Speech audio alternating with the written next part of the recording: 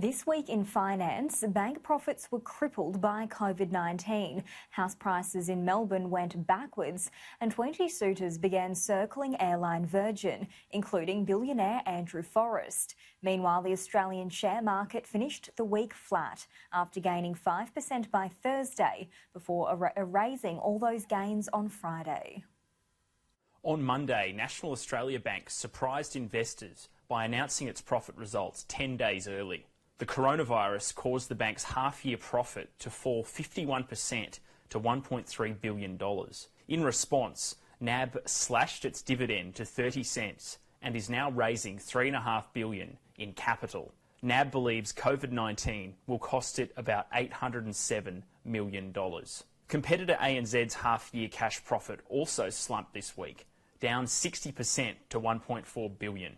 ANZ deferred its dividend and set aside about $1 billion to cover the costs of COVID-19. On Thursday, airline Virgin's administrator Deloitte hosted a virtual creditors meeting.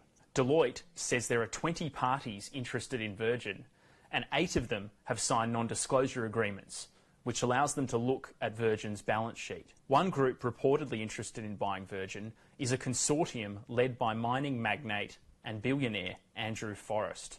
The first round of indicative offers for the airline are due in just 2 weeks, with binding offers expected in June.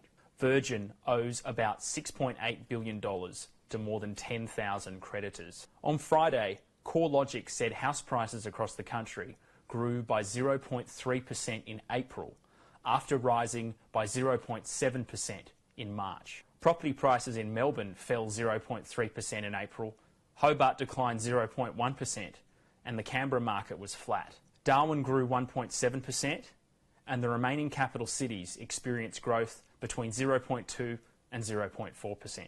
Economists believe property prices could fall up to 20% this year as COVID-19 takes the confidence out of the property market and prevents on-site auctions and group house inspections. Edward Boyd, Sky News.